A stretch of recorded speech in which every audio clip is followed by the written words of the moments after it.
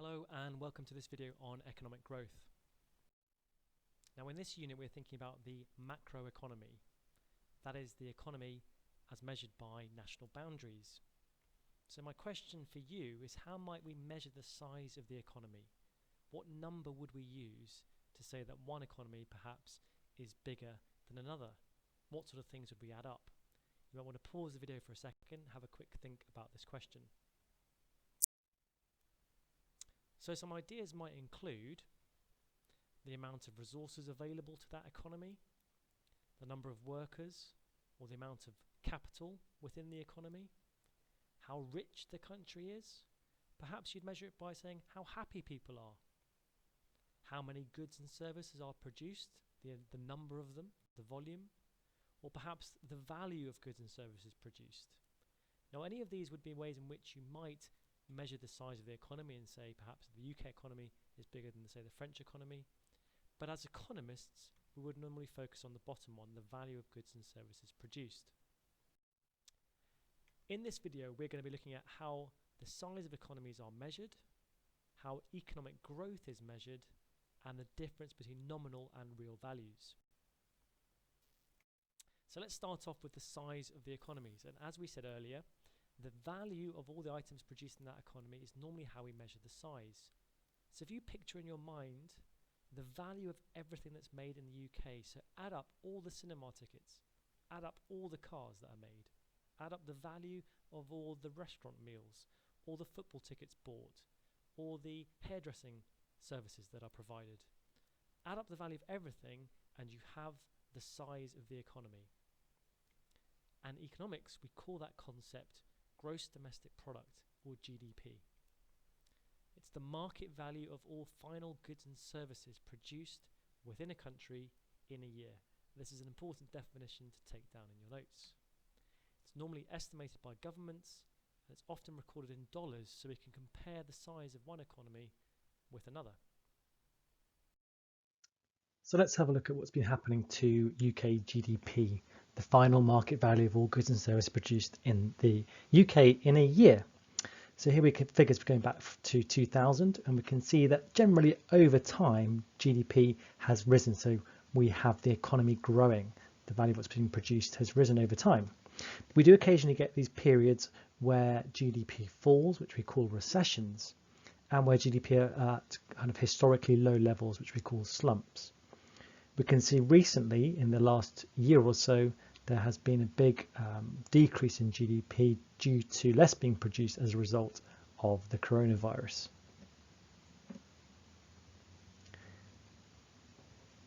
If we were to add together the value of everything that's produced in the country in a year, we would get approximately £1.8 trillion. Now, as we saw there, economic output, the amount produced in the economy, typically varies over time, and we call these fluctuations the business cycle, or sometimes the economic or trade cycle. When GDP less is being produced and it's falling, we call that recession. When there is a low level of output in the economy, a slump or depression. When things start to improve and output, the amount produced in the economy rises, we call that recovery. And near the top, when things are above trend, we call that a boom. So what do you think are the top 10 economies in the world by size? Which countries produce the most in terms of value? Well, this chart here shows us the top 10. We've got the USA at number 1, then China, Japan, Germany, India, UK, France, Italy, Brazil, and Canada. Now, we have to just be careful here slightly, but because the value of the US dollar is a lot higher than the Chinese currency, it will always make it appear, or it kind of helps it make appear that the value of what's being produced in the US is greater than the value of what's being produced in, for example, China. If we were to look at the top 10 again, but we take out the impact of the exchange rate, so we assume that all countries' currencies are worth the same, then this would be the top 10 that we would get. We would get China in first place, then the US, India, Japan, Russia, Germany, Indonesia, Brazil, UK, France. So similar top 10s, but there is a bit of an argument between whether it's US or China, whether you're looking at adjusting to make exchange rates equal in value, or whether you just use exchange rates as they are. And because the dollar is worth more, it appears that the US is number 1. Looking round the world, The darker colour here represents larger GDP. The value produced by that country is greater. A lighter, more transparent colour represents a lower level of GDP. Now, you might start to think, is this the best way of actually comparing the size and the strengths of economies? For example, Italy and India might have quite similar sized economies in terms of what they produce, but would you say they're both equally strong? Maybe ask yourself the question, where would you like to live? So if just the size is not a particularly good way of measuring the strength of an economy, what might we use instead? And the answer to that is GDP per capita. Where GDP is the total value produced within a country in a year, GDP per capita is the output of a country divided by the number of people in the country. So it's GDP divided by the number of people in the country. So it's a better way of comparing living standards. So we asked that question again, what do you think is the top 10, but this time GDP per capita? What countries do you think make the top 10? Well, if we have a look, these countries that have a high value of output relative to their population, make it near the top. You might notice that countries such as India and China with very large populations all of a sudden drop out of the rankings. So we've looked at how economies are measured. Let's now look at economic growth.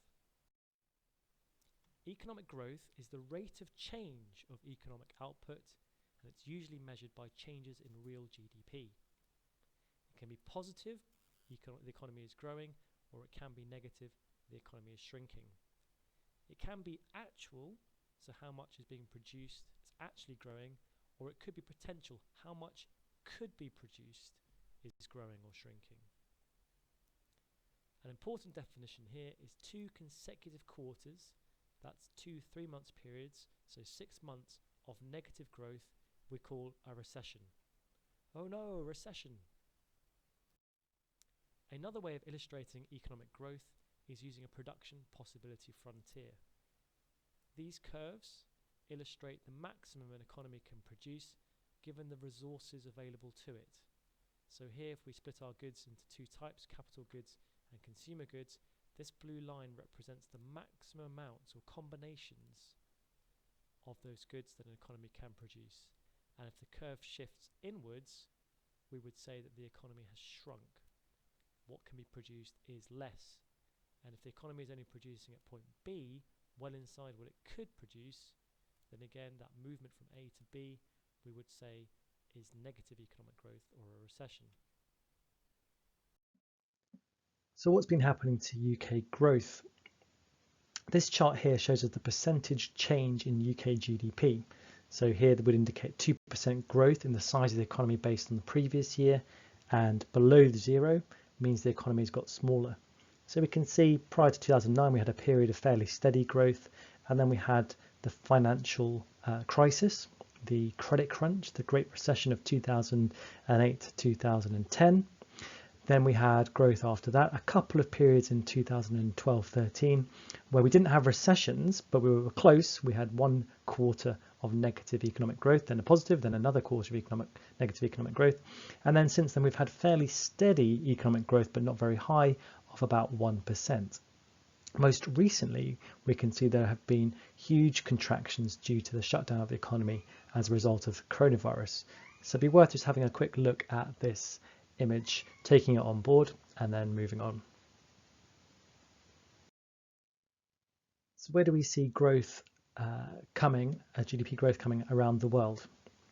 Well, if we look at this chart here, the kind of blue end of the spectrum means that GDP is expected to grow quickly, and the red end of the spectrum means that they're expected to sort of be big recessions. So we can see, looking at the blue areas, we see a lot of East Asia, China, India. We see some parts of Africa now experiencing reasonably good rates of economic growth, and this is where a lot of economists believe that future world GDP growth will come from.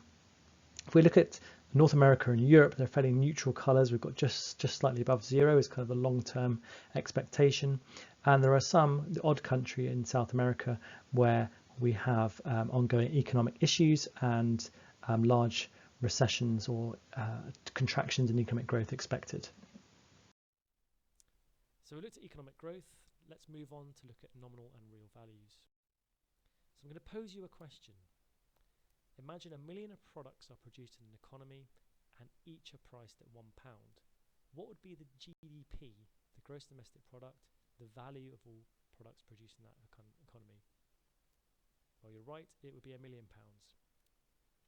Now let's suppose the following year 1 million products are still being produced, the same amount of products, but the prices have risen on average to £1.20.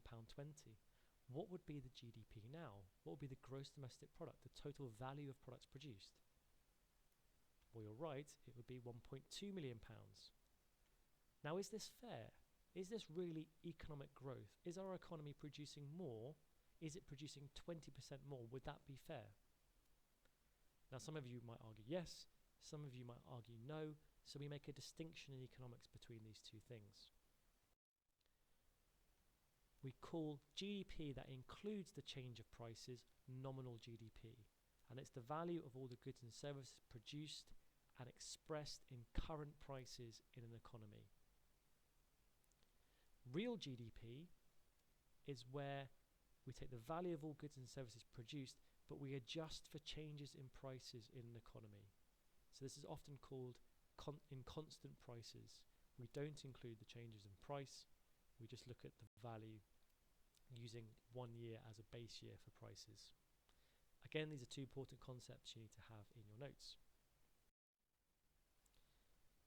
So let's think about this real GDP and nominal GDP.